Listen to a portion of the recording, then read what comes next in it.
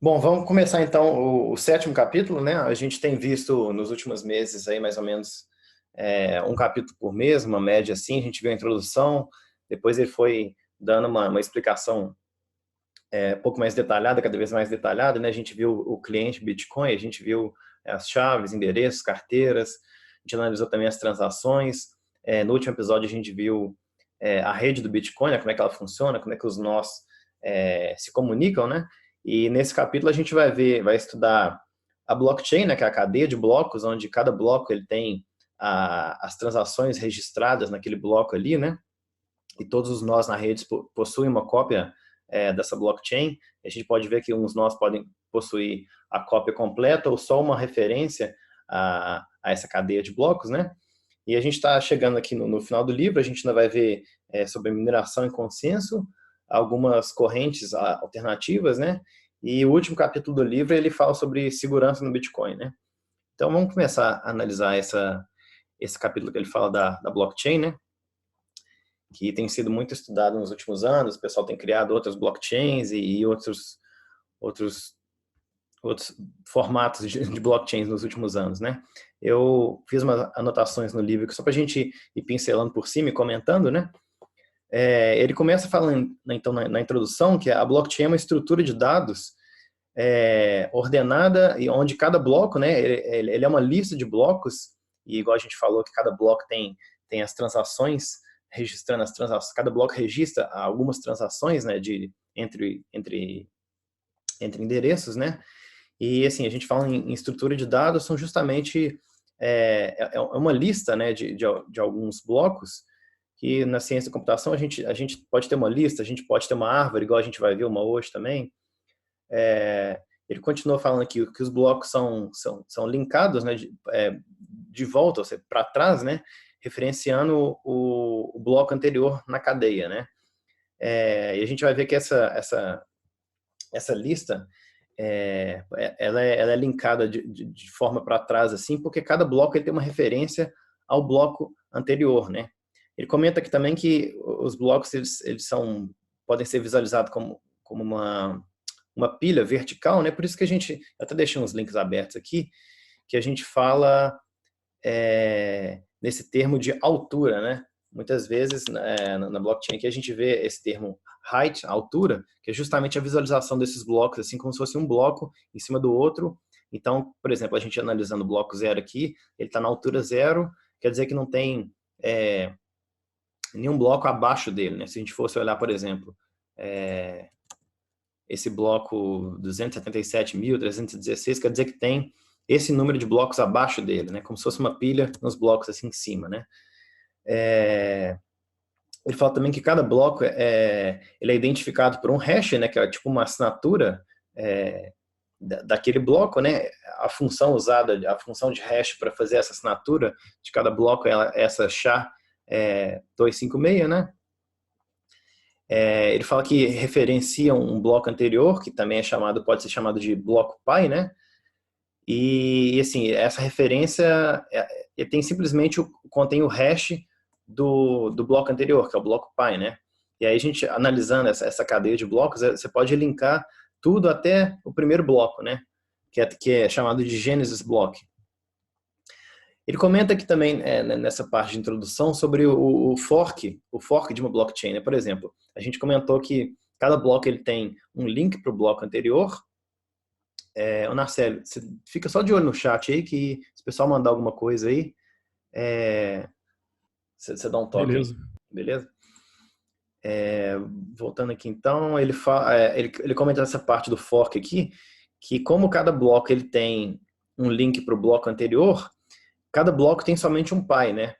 Mas um bloco pode ter vários filhos, né? E assim, o que acontece nesse caso? Alguns mineradores eles podem estar minerando um bloco e, por exemplo, a gente está no bloco, sei lá, 300 mil. O bloco 300.001, alguns mineradores podem gerar esse bloco e eles vão, ao mesmo tempo, né, na competição, eles vão tentar linkar ao bloco 300 mil. Só que somente um desses blocos vão acabar entrando na blockchain, né? Então, isso que ele comenta aqui desse fork, né? Mas acaba que no final das contas, um bloco só pode ter um bloco filho, né? Ou seja, o 300.001, ele vai ser o único bloco desses três que a gente deu exemplo aqui, dos mineradores tentando inserir o bloco na cadeia, né? Somente um desses três vai conseguir entrar na cadeia, né, e referenciar o bloco 300.000, né? É só um comentário sobre esse fork aqui. Ele tem uma outra seção do livro que ele comenta mais sobre isso. Eu acho que, se não me engano, na parte de mineração em consenso, ele comenta com mais detalhes isso, né? Aí comenta aqui também que esse link de cada bloco, referenciando o bloco anterior, se você tiver, por exemplo, um bloco, sei lá, 2 blocos para trás, e você mudar o hash daquele bloco, você mudar algum dado naquele bloco, você vai acabar alterando o hash daquele bloco, e os próximos blocos que estão referenciando eles vão ter que ser recalculados, né? Porque assim, cada bloco ele linka para o anterior. Se você mudar alguma coisa num bloco anterior, a assinatura dele mudou, ou seja, a referência dele, do cabeçalho daquele bloco ali, vai ter que ser mudada nos próximos blocos, e aí, os próximos blocos vão ter que ser recalculados, né? É o que ele comenta nessa parte aqui.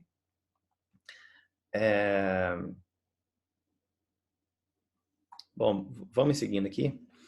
Ele até faz uma análise, uma analogia com a formação geológica, né? Por exemplo, tem algumas camadas, por exemplo, de pedra assim, que a camada mais de cima como se fossem os blocos mais recentes, né? E quanto mais para baixo você vai indo naquela formação geológica, você tem camadas mais antigas, mais antigas, mais antigas.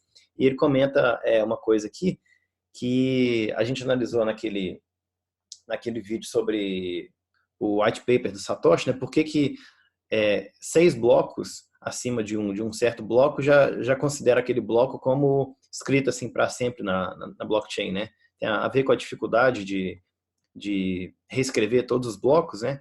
E aí ele comenta, né, nessa analogia aqui, que após 6 blocos, você pode considerar, 6 blocos na frente, né? Você pode considerar que aquele bloco tá meio que escrito em pedra ali na blockchain, né? Eu senti falta dele falar da coisa mais importante da blockchain, que é a prova de trabalho, porque blockchain não é só uma cadeia de blocos. Eu sou programador há 30 anos e sempre trabalhei com cadeias de blocos, mas a diferença da blockchain para uma simples cadeia de blocos, uma lista encadeada, é a prova de trabalho, o mais importante do Bitcoin. Ele falou também aí no finalzinho, um detalhe interessante, que depois que as moedas são mineradas, elas ficam travadas no bloco por, segundo ele aí, 100 blocos. Só depois de 100 blocos aquelas moedas mineradas podem ser gastas, né, para ter certeza de que não vai ter nenhuma fraude. Depois de 100 blocos já existe alguma certeza de que aquelas moedas realmente podem ser gastas. Uhum. Comentando no E final. essa quantidade de blocos é um número meio arbitrário, né? O que importa mesmo é meio que o tempo, né? Quanto mais tempo passa, mais você tem certeza de que aquilo lá nunca vai ser desfeito. Uhum. Teria um trabalho enorme para recalcular tudo aquilo ali, mudar a cadeia, né? Isso. Então, beleza. Ele continua aqui falando assim, a estrutura de cada bloco, né? Ou seja, como é que cada bloco é estruturado, né? Quais os dados que tem naquele bloco, né? Ele fala que o bloco é um container de dados ali, que ele agrega transações, né? E aí a gente tem agora a gente vê o que tem em cada bloco, né?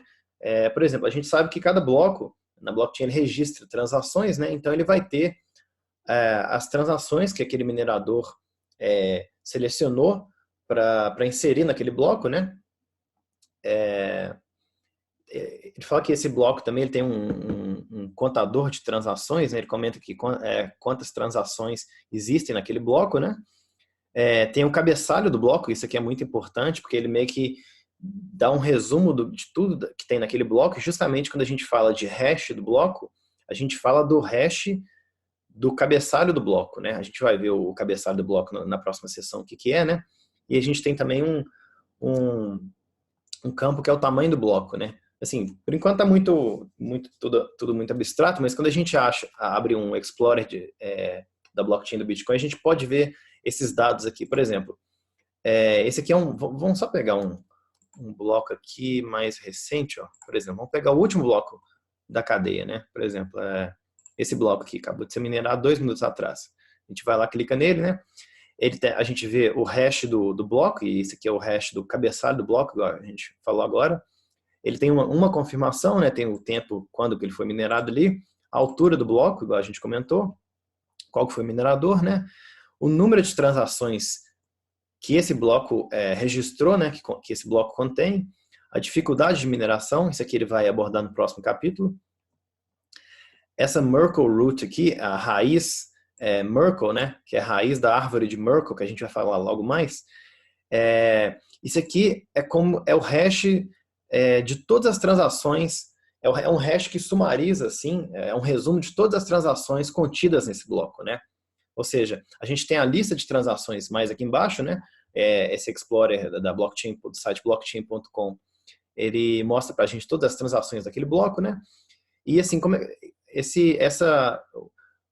o pessoal, quando foi programar o Bitcoin, eles falaram, como é que a gente dá um jeito da gente fazer uma assinatura de todas as transações de cada bloco, né? Então, eles usaram uma estrutura de dados chamada árvore de Merkle, né, que a gente vai ver logo mais. E a raiz dessa árvore é com essa raiz que a gente consegue fazer a assinatura de todas as transações. A gente vai ver isso aqui na prática daqui a pouco. Tem a versão, se não me engano, essa é a versão do cliente na série. Você sabe o que é essa versão aqui? Essa versão, se não me engano, costuma ser 1, 2 ou 3, alguma coisa assim, mas eu acho que tem minerador que dá uma zoada nela para mudar o hash do bloco na hora que está minerando, se não me engano. Não. Eu acho que essa versão aí é meio que ignorada. Uhum. O cliente do Core, por exemplo, até reclama, fala, eu não conheço essa versão. Esse aí qual bloco? É o 600 e... É o último 626931. 1931. Estamos aí a 3.020, 30 blocos do halving. Tá quase. De qualquer forma, assim, essa versão é alguma coisa que eles colocaram no protocolo que, assim, no final afeta o hash do bloco, mas tá longe de ser a coisa mais importante de cada bloco, né? Eu olhei aqui, o meu nodo reclamou dessa versão, falou que essa versão aí não é estranha. Então, realmente, eu acho que o esperado, né, que esteja na versão 1 ou 2 ou alguma coisa assim. Só que os mineradores dão uma bagunçada aí, eu acho. Uhum. Não, beleza. A gente vê aqui também o tamanho do bloco, né, em bytes. Esse nonce aqui é justamente o número que os mineradores têm que achar para conseguir vencer a corrida, né? A gente vai falar mais disso na próxima edição. E aí tem alguns dados relativos à quantidade de bitcoins que são referenciados nesse bloco, né? Tem também a recompensa, logo mais a gente vai ter o halving do Bitcoin, isso aqui vai cair para metade desse valor. E assim, a gente tem todas as transações. Então, assim, a gente está vendo mais na prática aqui aqueles dados que a gente viu no livro ali, né? E seguindo, então, a gente fala essa seção ele comenta do que é esse cabeçalho do bloco, né? Ele fala que consiste em três grupos de metadados do bloco, né? A referência para o bloco anterior, né? Então a gente pode ver, deixa eu ver onde que ele mostra. Bom, em algum lugar ele mostra a referência para o bloco anterior.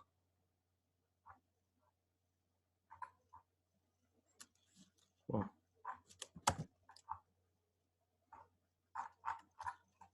Eu não sei porque a blockchain.com não está mostrando a referência para o bloco Mudaram anterior. esse site e ficou meio ruim. Eu estava vendo aqui essa versão, isso mesmo, a versão, digamos, oficial está no bloco, está na versão 4 do bloco. Só que é só um guia mesmo, só para os clientes não ligam muito para isso não. Para essa campo versão, né? Não, beleza. Bom, esse Explorer aqui não está mostrando o hash do bloco anterior. Antigamente eles mostravam, mas se a gente usar, por exemplo, um cliente e usar algumas das funções, por exemplo, me dê os dados de cada bloco ali. Ele mostra até no livro aqui. A gente vai mostrar isso aqui. Mostra a referência para o hash do bloco anterior, né? Tem alguns outros dados aqui também. A dificuldade, a gente vai ver aqui, né? A dificuldade, o timestamp, que é justamente dia, data e hora, né? o nonce, que é o que a gente já mostrou, que é um número que o minerador acha, né, durante o processo de mineração, relacionado à competição de mineração, né? A Merkle Root também, que é a raiz da árvore de Merkle, que é a assinatura de todas as transações, né? Aí ele comenta aqui o número para verificar os upgrades do protocolo do software, né? O hash do bloco anterior, a raiz de Merkle, né?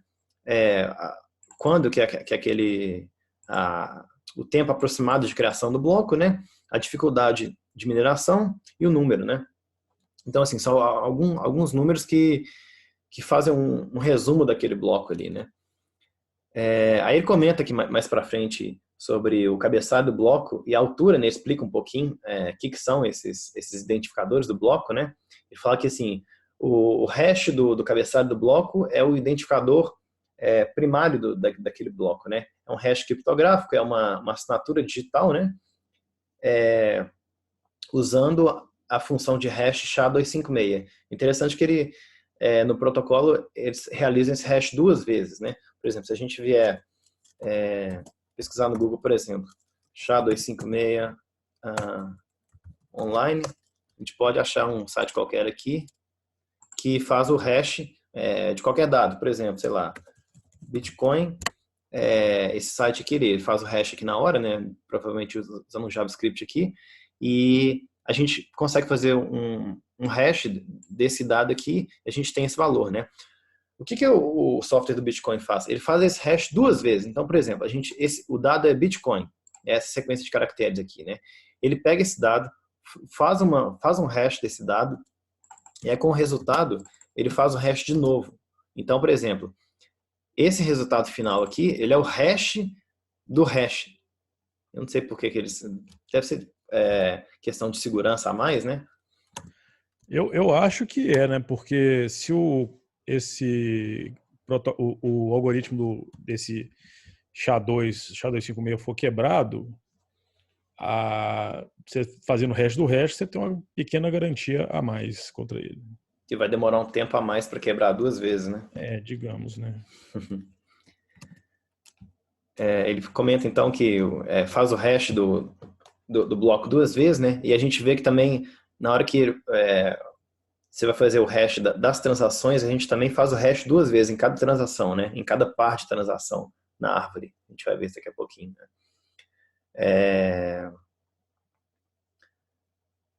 Aí ele fala assim que o hash do bloco identifica unicamente o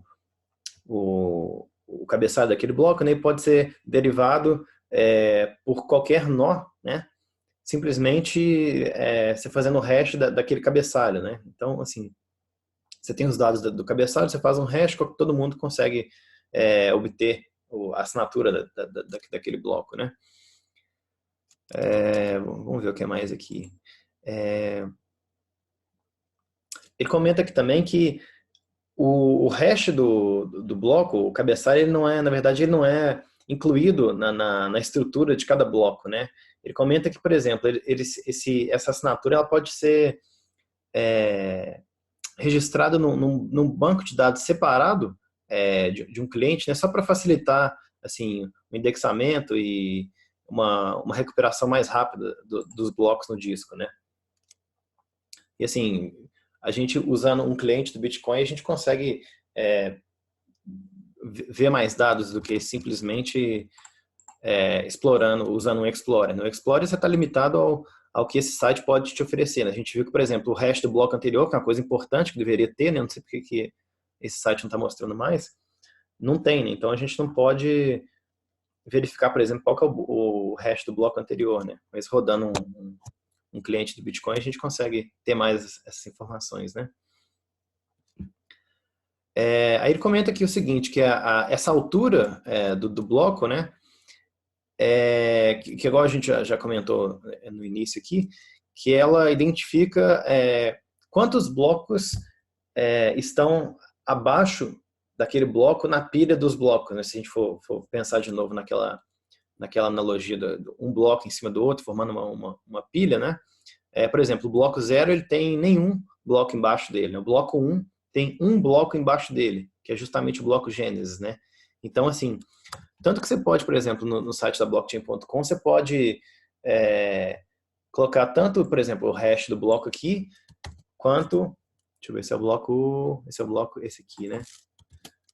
Acho que na URL aqui, se a gente colocar os dois, ele leva justamente para o mesmo bloco, né? Isso aqui não tem nada a ver com o Coloca protocolo, lá na mas... lupa. Não, onde? Na lupa em cima. Ah, sim. Assim, essa parte que a gente consegue fazer uma pesquisa por blocos, né? Então, por exemplo, a gente pode colocar tanto o número do bloco, né, a altura do bloco.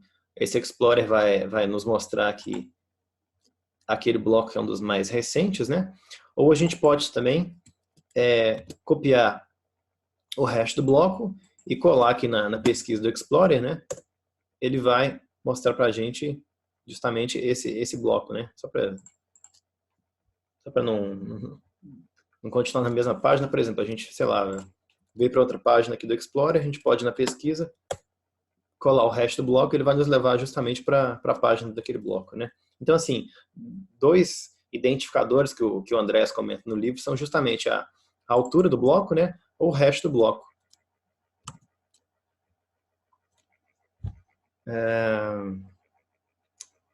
Uma coisa que ele comenta que é interessante também, que é o seguinte, dois ou mais blocos podem ter a mesma altura, mas nunca eles vão ter o mesmo hash. Quer dizer, a probabilidade de eles terem o mesmo hash é muito pequena, porque, por exemplo, vamos considerar que a gente está tendo 3 mineradores minerando o próximo bloco, né? Todos esses blocos que esses 3 mineradores estão minerando, eles vão ter essa altura específica, que é justamente o próximo bloco, né? Só que o hash daquele bloco, ele vai ser, muito provavelmente, vai ser diferente, porque cada minerador ele escolhe transações diferentes para colocar naquele bloco.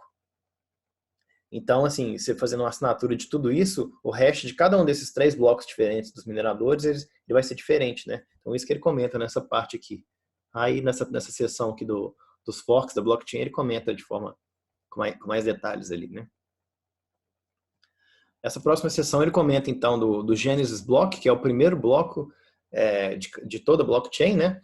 Ele comenta que o primeiro bloco é o chamado o bloco Gênesis, né? E o da blockchain do Bitcoin ele foi criado em 3 de janeiro de 2009, né? E a gente pode, justamente como a gente aprendeu aqui, por exemplo, se a gente vier no Explorer e colocar 0, ou se a gente souber o hash do bloco 0, a gente pode colocar aqui também, que ele vai mostrar pra gente aqui o bloco 0, né? Então a gente pode ver alguns dados daquele bloco Gênesis, né? Que o Satoshi minerou em 3 de janeiro de 2009, né? O tanto de confirmações, ou seja, quantos blocos tem em cima desse aqui, né? O minerador, não tem nenhuma referência para esse minerador, né? O número de transações é uma só, que é justamente a transação Coinbase que dá a recompensa àquele minerador, né? A dificuldade no início era 1. A Merkle Root, a raiz de Merkle, que é a assinatura das transações, é essa aqui, né? No caso só vai ter uma transação, tem a versão também, e tem alguns outros dados aqui também,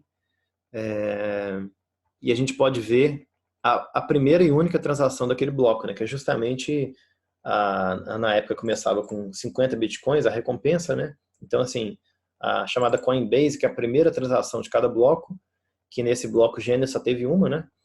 É justamente a transação que o minerador se dá a recompensa e insere aquela transação naquele bloco ali, né? O Andrés comenta mais algumas coisas aqui, né? Cada nó, ele começa sempre, cada nó ele começa uma blockchain sempre, ele tem pelo menos um bloco, né? Por exemplo, a gente comentou, se não me engano, na última edição, quando você baixa o cliente Bitcoin, ele já vem o bloco Gênesis já estaticamente já definido ali, né? Porque isso é definido no protocolo ali. Então, assim, cada nó sempre sabe, sempre tem conhecimento dos dados do bloco Gênesis, né? Assim, cada nó tem um ponto de partida, né? Que é a raiz de onde tudo começa ali, né? De onde ele começa a construir a blockchain, né? E assim, como todo mundo vai ter a mesma cópia de todo mundo começa do mesmo bloco, né? E aí ele até mostra aqui que a gente pode ver os dados daquele bloco Gênesis codificados estaticamente ali nesse projeto aqui, né? Então a gente consegue ver nesse código aqui, a gente não vai perder muito tempo aqui, mas você consegue ver que ele já define alguns dados ali diretamente no código para quando você baixa, por exemplo, um cliente, ele já vem com o bloco Gênesis já, já previamente carregado ali, né? Então depois quem tem mais interesse em dar uma olhada nesse código aqui, dá para dar uma olhada ali. Dando sequência aqui então. Acho que nessa parte aqui ele mostra o seguinte. Esse aqui, vamos ver, 19. Exatamente.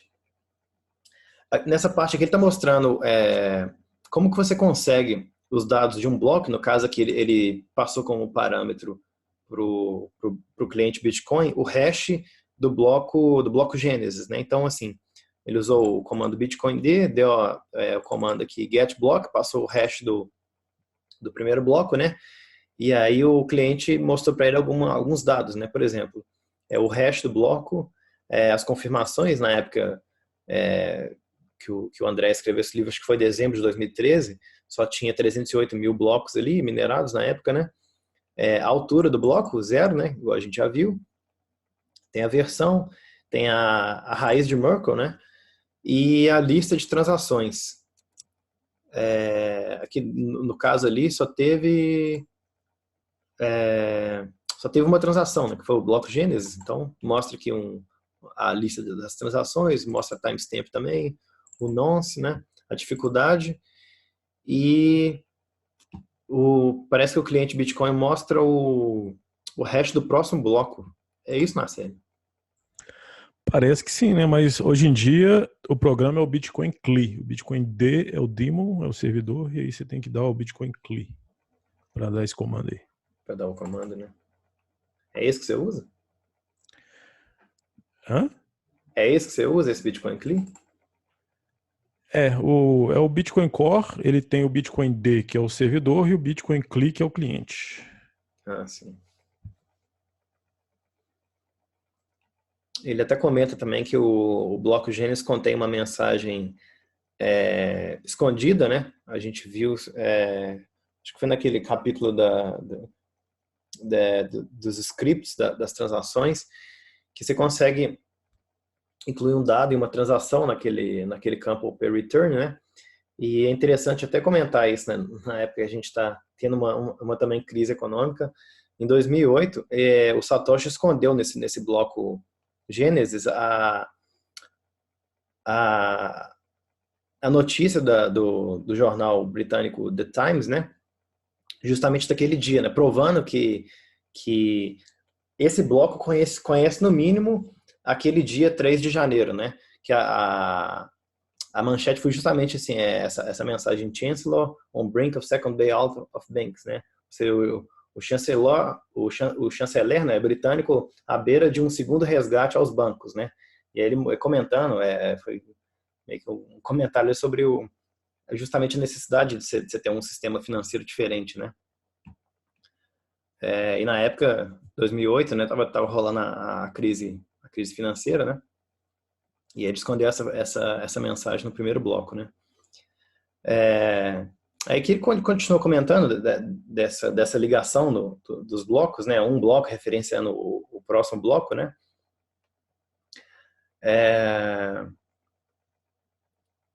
Vamos só ver o que eu anotei aqui.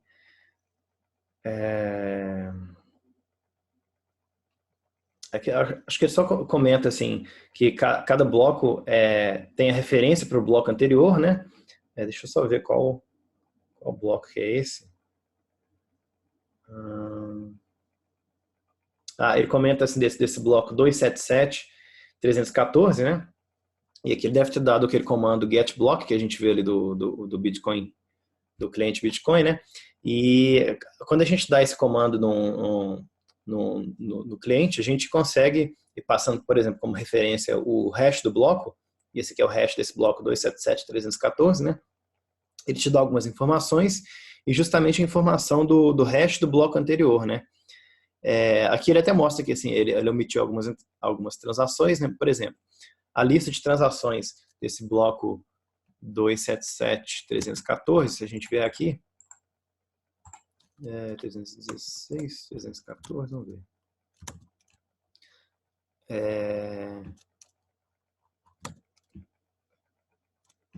Ele mostra a Merkle Root aqui, começando com, vamos só ver. O que eu coloquei? 216. Bom, de qualquer forma, assim, você consegue ver, cada bloco ele tem referência pro hash do bloco anterior, né? Isso que ele comenta, assim, dessa ligação entre os blocos, né? Bom, mais do que a gente falou. Aí aqui uma visualização, né, dessa referência, por exemplo. Deve ter sido isso, então. 314, isso. Ele deu como exemplo esses blocos aqui, mas, por exemplo, cada bloco aqui, vamos considerar o bloco 277.316, né? A gente tem algumas informações aqui que são o cabeçalho do bloco. A gente tem as transações daquele bloco, né? E assim, essa Merkle Root, que é a próxima seção do livro aqui, é justamente a assinatura de todas aquelas transações que esse bloco contém, né? A gente tem o cabeçalho do bloco, que ele mostra que são justamente essas informações, né? A raiz de Merkle de todas as transações, tem o nonce, tem a dificuldade, tem a referência para o momento no tempo que aquele bloco foi registrado, né? E também tem a referência ao hash do bloco anterior, né? Então, por exemplo, aqui ele está mostrando que esse bloco aqui, 277.316, ele começa com, por exemplo, 1B, 6B. E ele tem referência para o bloco anterior, que começa com 2A, 7B, que é justamente o hash do cabeçalho desse bloco aqui, que é o 315, né? Começa com 2A, 7B. Se a gente for olhar a referência desse bloco aqui para o bloco anterior, que é o 314 aqui, ele vai ser justamente 27E7, né? Que é justamente o hash desse bloco aqui. E, assim, isso, cada bloco tem referência para o bloco anterior, que tem referência para o bloco anterior, e essa cadeia vai até o bloco Gênesis, né? E a penúltima e última seção do livro, ela comenta justamente sobre essa estrutura de dados chamada Merkle Tree, né? As árvores de Merkle, que é uma forma que eles acharam para você ter todas essas transações. Por exemplo, a gente tem um número N de transações, e como é que a gente pega todas essas N transações e assim, gera uma assinatura digital sobre todas elas, né? Então, por exemplo, o exemplo que a gente deu aqui, a gente pegou justamente, sei lá, um dado aqui, vamos falar que isso aqui é, sei lá, transação 1, né? A gente jogou um hash dessa transação e a gente gerou uma assinatura assinatura dessa transação por meio da função SHA-256, né? Beleza, isso é a assinatura de uma transação.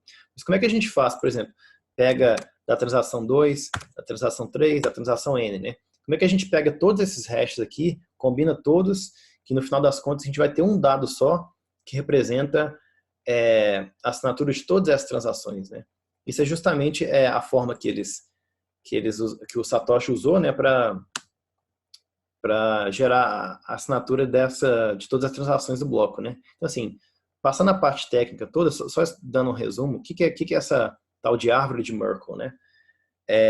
A árvore de Merkle é uma estrutura de dados assim que representa meio que uma árvore binária, né? Por exemplo, cada nó ele tem 2 nós filho, né? Então, por exemplo, esse nó aqui ele tem 2 nós filho, e cada nó filho tem outros dois nós filhos aqui, né? No caso, por exemplo, essa árvore meio que invertida aqui, né? Que igual o Andrés comentou na introdução do livro, essa parte de baixo aqui, que seriam tipo os nós folha, representa as transações, né? Então, por exemplo, a gente tem essa transação A, a transação B, a transação C, a transação D, né? A gente pega cada transação, faz um hash daquela transação e depois a gente faz o hash dessas transações em pares, né? Por exemplo, a gente pega esse hash de A, junto com o hash de B, a gente faz o hash dos dois juntos, né? A gente vai ter o hash AB. E do outro lado a mesma coisa, a gente pega a transação C, a transação D, faz o hash das duas, vai ter o hash da transação C e D, né? Aí a gente vai lá, continua o processo até chegar a uma raiz final, a raiz que é justamente o resumo de todas as transações, todos os nós que estão ali embaixo, né? Isso aqui ele deu um resumo assim, por exemplo, como é uma árvore binária, né? A gente tem um múltiplo de 2 aqui, né? Assim, um exemplo simples de visualizar, a gente tem 4 transações, né? Mas, por exemplo, se a gente tiver, sei lá, 7 transações, 5 transações, que não é um número múltiplo de 2, né? Ele mostrou aqui, ó, por exemplo, 3 transações, né? Como é que a gente faz o hash 2 a 2 para um número de transações não múltiplo de 2, né? Então, por exemplo, A e B a gente fez o hash das duas, chegou um hash da AB. Só que aí só tem mais uma transação aqui, a C, por exemplo, né?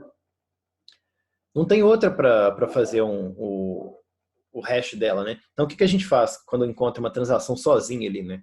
A gente vai lá e duplica ela, ou seja, no caso aqui ele duplicou a transação C, fez o hash dela com ela mesma, e a gente vai ter o hash resultado, que é o hash por exemplo, desses dois objetos aqui, né? A C com ela mesma, a gente vai ter o hash de C. Do outro lado vai ter um outro hash para a gente fazer o hash duplamente de novo, e a gente chegou a uma raiz de Merkle, né? Aqui nessa próxima figura ele mostra assim uma árvore muito maior, né? Que é o que a gente aproxima, por exemplo, de transações, blocos, por exemplo. Deixa eu ver. Esse bloco aqui que é um dos últimos, né? Por exemplo, a gente consegue ver, por exemplo, deixa eu ver. Não, esse é o bloco 0. Vou botar, sei lá, o bloco. Só mostrar o último bloco aqui. Mas você está querendo ver a árvore? Eu acho que você não vai conseguir, não, vai? Não, árvore não, só para mostrar o número de transações. Ah, tá. Aqui, ó, por exemplo, 1.332 transações, né? A gente tem que fazer o hash dessas 1.332 transações, 2 a 2, 2 a 2, 2 a 2, até chegar na Merkle Root, né? Que é justamente essa aqui. Eu lembro que quando eu comecei a estudar blockchain, eu fiz uma aplicaçãozinha num site que eu comecei a escrever uns artigos. O site ele tá justamente do jeito que eu comecei ele há 2 anos atrás.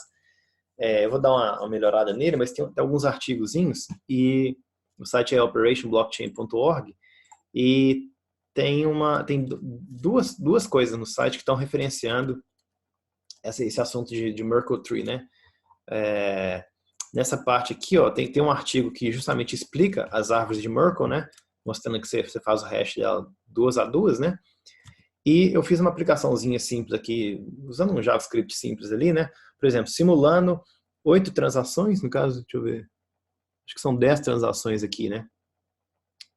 Por exemplo, os dados que eu usei simples para cada transação aqui, né? Você tem desse endereço aqui para esse endereço, transferindo essa quantidade de bitcoins aqui.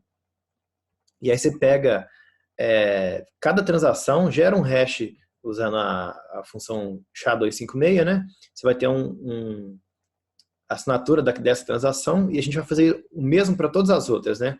Então, por exemplo, esse botão aqui já está mostrando pegar exibir a Merkle Root, né? A raiz da árvore de Merkle. É justamente esse dado. Aí você pode mudar qualquer coisa aí? Desculpa. Pode sim. Aí, isso é justamente o que a gente vai ver aqui agora. Por exemplo, quando você clica nesse botão Show Merkle Root Process aqui, mostrar um processo da árvore de Merkle, né? A gente consegue ver justamente o hash 2 a 2 de todas essas transações. Então, só para a gente fazer rapidinho aqui, ó, aí depois a gente vai mudar. Até chegar na raiz. Legal, hein? Até Legal. chegar na raiz aqui. Depois a gente muda um dado aqui e vê que a raiz mudou e não é mais o mesmo, né? Que seria o processo de você alterar uma transação e alterar um dado num bloco, né? Então, por exemplo... Mas espera aí, faz na transação 2, sei lá. A 2? Tá, beleza. A gente vem, por exemplo, em vez desse dado aqui, vamos falar que foi 0,70 Bitcoin, né? Aí a gente clica em Você Get faz uma Merkle Root. modificação mínima. É, mini. A gente clica ali, ó. Aí, por exemplo, a gente tem uma nova raiz depois de alterar aquela transação, né? Então, só para a gente ver isso Legal. aqui com mais calma, por exemplo, deixa eu só recarregar o site aqui, ó. A gente vai fazer os dois processos. Recarreguei a página aqui, a gente tem as transações que estão no código inicialmente lá, né? Então, por exemplo, a raiz de Merkle começa com 5B35, né? Quando a gente clica em mostrar o processo, o que a gente faz? A gente tem 10 transações, da 0 até a 9. O resto da primeira transação começa com C6, 8B e a segunda é F5DF, né? Beleza, esse aqui é o hash de cada uma das transações. Aqui o que a gente vai fazer? Beleza, a gente vai fazer o hash dessas duas transações aqui, uma com a outra, e vai ter um outro hash, né? Então, por exemplo, a gente fez o hash da primeira transação, deu C6, 8B, a segunda, o hash dela deu F5DF, né? A gente vai lá, faz o hash dessas duas transações, vai ter o hash resultante 65C8. E a gente vai fazer o mesmo com as outras, por exemplo, é B com C7, é B com C7, é B4 com 5C, B4 com 5C, BE com E4, BE com E4. E, por fim, aqui, a nona com a décima, né? 6A, 2C, 6A, 2C. Beleza, a gente tem, então, 5 hashes, né? 65C8, C479, 7011, 1BCE, 5D, C7. A gente viu que, por exemplo, 10 transações não é um múltiplo de 2, né? Então a gente vai, em algum momento aqui, a gente vai ter que fazer um hash de uma transação com ela mesma, né? Então, por exemplo, vamos lá. A gente fez, então, vai fazer 65C8 com C479, vamos ver. Aqui, ó, 65C8 com C479, deu isso aqui, né? E vamos lá, fazer esse com esse com esse, e sobrou essa aqui, né? Que é o hash da 9 com a 10. Então, vamos lá. 65C8 com C479, né? Essa com essa, depois essa com essa. A gente sobrou o hash resultante da nona com a décima, né? E ela tá sozinha, a gente vai ter que fazer ela com ela, então, né? Então, deu isso aqui. Só para seguir, vamos lá. Tá, beleza. Essas duas aqui. Então, a gente vai fazer 7E44 com 8C58. Olha lá, 7E44 com 8C58. E essa aqui sobrou sozinha, né? Então, ela vai ter que ser feita o hash dela com ela de novo, com ela mesma, né? Então, por exemplo, essas duas que a gente fez uma com a outra, deu isso aqui. Essa aqui a gente vai ter que fazer com ela mesma, né? Deu isso aqui. Então, beleza. No final, a gente vai ter meio que se for olhar, por exemplo, a tabela de um torneio, de uma Copa, assim, né? Você tem isso aqui, a final, né? Por exemplo, a 74B5 com a FC42, 74B5 com a FC42. A gente tem uma raiz aqui, no caso aqui, eu lembro que eu fiz ela com ela de novo, né? Então deu a Merkle Root aqui 5B35, que é justamente a 5B35, que seria tipo assim, simulando a Merkle Root dessas transações, né? Então beleza, vamos só simular igual na série falou ali. Vamos alterar isso aqui, vamos alterar um pouquinho aqui, ó, de 7 para 8. A gente vai lá, clica em obter a raiz de Merkle, né? Aí a gente viu que a nova raiz é isso aqui. Está longe daquela... Já não é a mesma Merkle Root das transações iniciais, né? E aí, se a gente for, por exemplo, mostrar o processo da Merkle Root, a gente viu que essa aqui, ó, que é justamente a segunda que a gente alterou ali, ela mudou. Então, se a gente fizer o processo todo de novo, de fazer o hash 2 a 2 dessas aqui, no final das contas, a gente vai ter a raiz de Merkle diferente daquilo ali. Então, assim, é uma aplicação simples, mas só para... Interessante. Muda só a transação que teve modificação e os nós acima lá, né? Os galhos dela. No Que final nós das vamos ver aí contas, na próxima imagem, imagino. mudou tudo, Eu acho que vamos ver se o Andréas... E só essa... Eu lembro que nessa página eu não coloquei o código, mas eu vou colocar na descrição do vídeo do YouTube esse código aqui. Então, para quem está vendo no YouTube, é só ver na descrição aí o código dessa aplicaçãozinha aqui. E vamos só ver se o Andréas mostrou isso. Eu acho que ele não mostrou o processo de alteração, mas essa próxima sessão aqui ele mostrou assim, por exemplo, tá, a gente tem N transações no bloco, só que se eu quiser verificar se uma transação pertence a algum bloco, né, que é justamente o assunto dessa sessão da próxima sessão aqui desse capítulo, né? Por exemplo, eu quero verificar que a transação K pertence a esse bloco, né? Então, por exemplo, a gente tem todas as transações, eu quero verificar que a K pertence a esse bloco. Eu vou ter que fazer o hash de tudo, todas as transações. Você não precisa, porque é o seguinte, você pode fazer, tem um caminho que você economiza tempo de processamento, né? Você pode fazer, que ele chama de o caminho de Merkle, né? O Merkle Path ali. Então, por exemplo, você tem a transação K. Você vai fazer sempre um hash, você só vai precisar fazer o hash com a transação, com o elemento do lado. Então, por exemplo, vamos lá. A gente tem a transação K aqui. Beleza, eu preciso fazer o hash da K com a do lado. A do lado é a L, né? Então, beleza, eu preciso da transação L. Então, fiz o hash. Agora a gente tem a KL ali, né? Beleza, eu preciso da transação do lado, o elemento do lado. Então, vamos fazer o hash da KL com a IJ. Fiz o hash dessas duas, deu IJKL, né? Beleza, eu preciso da do lado. A do lado é MNOP. Então, a gente faz o hash dessa aqui de I até P, né? E aí a gente precisa da do lado, que vai de A até H. A gente faz o hash, aí a gente consegue chegar até a árvore de Merkle, né? Esse processo da gente, esse chamado caminho de Merkle, é justamente para você evitar processar todas as transações. Então, por exemplo, aqui, deixa eu ver, 16 transações, né? Em vez de ter que fazer o hash 16 vezes, quantos que a gente fez? A gente fez 1, 2, 3 e 4 só, para a gente chegar até a árvore de Merkle, né? E aí nesse código aqui, o Andrés mostra, se não me engano, em C++ aqui, ele mostrou como é que a gente faz o hash 2 a 2, que eu acho que é justamente o que eu fiz naquela aplicaçãozinha ali em JavaScript. Você só vai pegando as transações, vai fazendo o hash delas 2 a 2, 2 a 2. Tem alguma parte aqui que ele verifica se, por exemplo, a transação está sozinha, que é justamente isso aqui. Você duplica ela e faz o hash dela com ela mesma, e aí você vai subindo para o próximo tipo, galho da árvore, assim, até chegar na raiz, né? Vamos só seguir aqui e ver o que mais que ele fala. Aí ele dá um exemplo de você rodar aquele programa, né? E aí você vai... Aqui ele fala até, coloca o hash de algumas transações só para você simular, que é igual o que a gente fez naquela aplicaçãozinha ali, né? E aí, no final das contas, você vai ter a Merkle Root, né? Que é o que ele mostra aqui. Aí que ele comenta que é justamente a economia, né? A eficiência de você verificar pelo caminho de Merkle, ao invés de fazer o hash de todas as transações, né?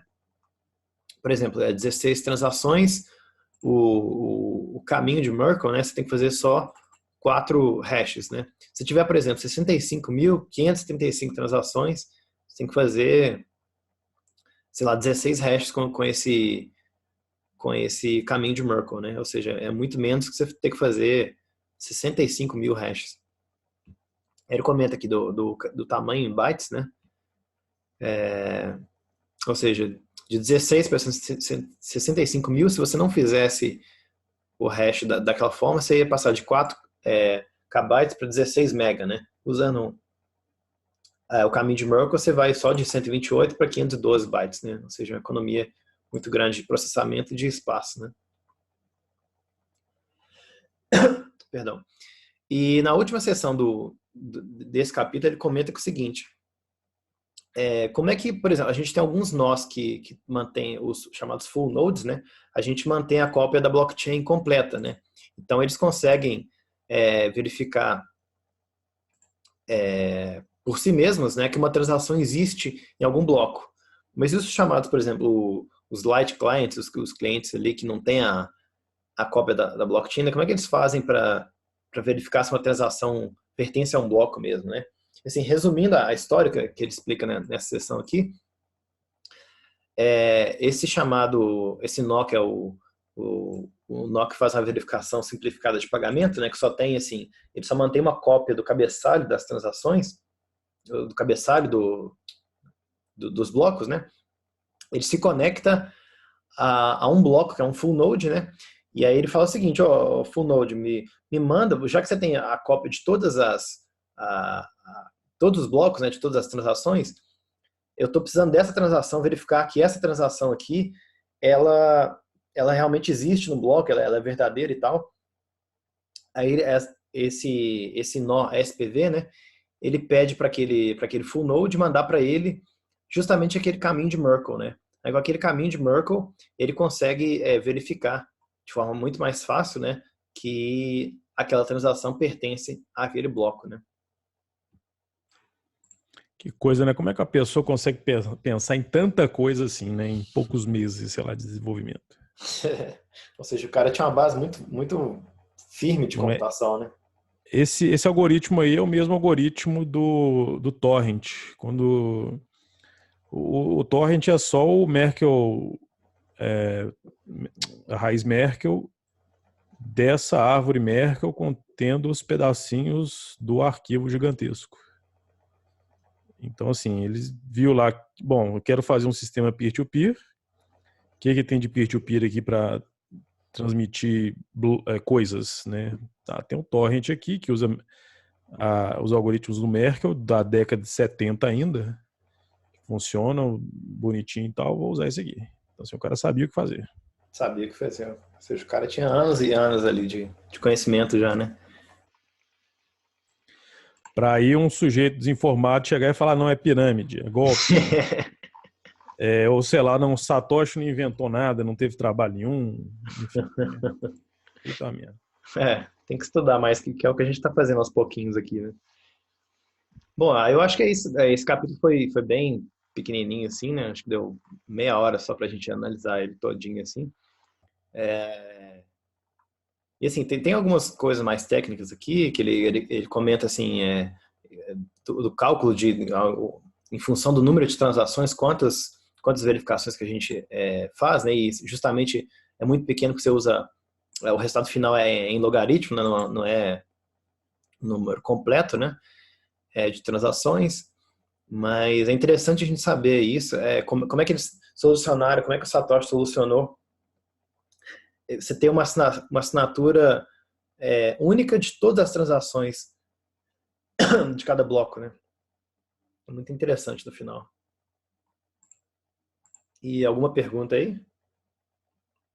A gente abre para perguntas agora. Se for só o Thales sobrou aí, ó. Thales da Fonseca sobrou na live. Tem alguma pergunta aí, ô Thales? Pode mandar no chat aí. Tava ouvindo e aprendendo aí. Legal, legal. Isso, eu lembro que a primeira vez que eu estudei essa árvore de Merkle, eu fiquei muito animado assim, de ver como é que eles fazem esse resumo, né? Ideia genial, né? Da década de 70, se não me engano. Faz o hash uma a uma, e no final tem uma assinatura só da árvore ali, né?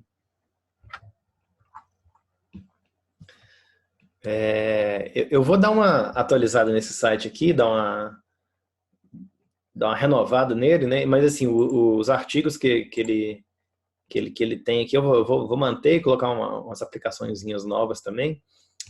Eu até fiz, eu lembro na época, o hash aqui, ele calcula na mesma hora, igual aquele site ali que a gente viu. Então é bom para dar uma brincada, né? E assim, o processo que aquela aplicaçãozinha fez foi a mesma coisa a gente ter feito isso aqui. Sei lá, bota uma outra transação, faz o hash das duas e vai fazendo hash 2 a 2 ali. É bom para dar uma brincada aqui. Deixa eu ver o que mais que tem. Tem um aqui que justamente, isso é bom que a gente está nesse capítulo aqui, é a simulação de uma cadeia de blocos, né? Por exemplo, aquela seção que o Andrés comentou, que uma blockchain ela começa justamente com o bloco Gênesis já estaticamente lá no código, né?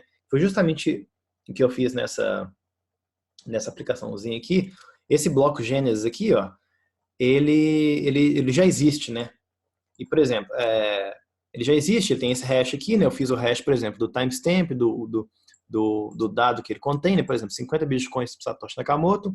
Ele tem a referência para o bloco anterior é 0, né? Porque não tem nenhum bloco anterior. Esse aqui é o bloco Gênesis, né?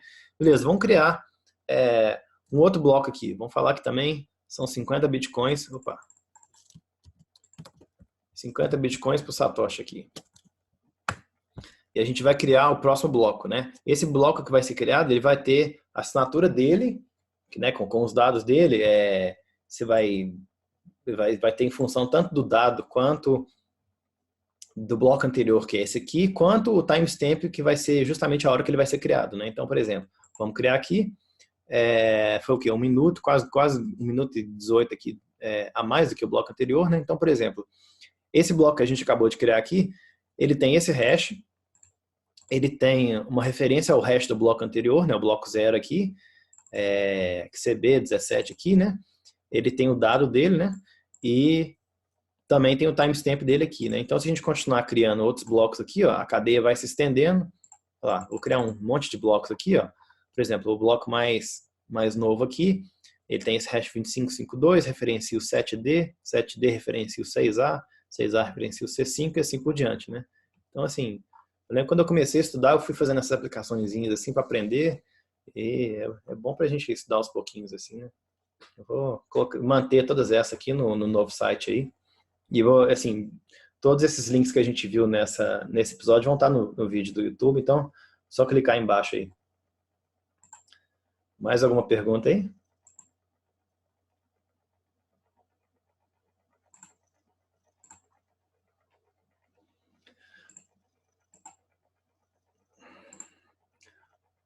Bom, acho que a gente pode terminar por aqui então, né? O próximo capítulo que a gente vai ver mineração em consenso. Esse vai ser um capítulo interessante para dar uma estudada, né? E a gente já está no final de abril agora. Acredito que próximo mês a gente já solta esse próximo episódio. Mais algum comentário aí? Por mim, não. Não, beleza. Sim. Pessoal, boa noite então. A gente se vê no próximo episódio então. Falou, até mais. Até mais, hein?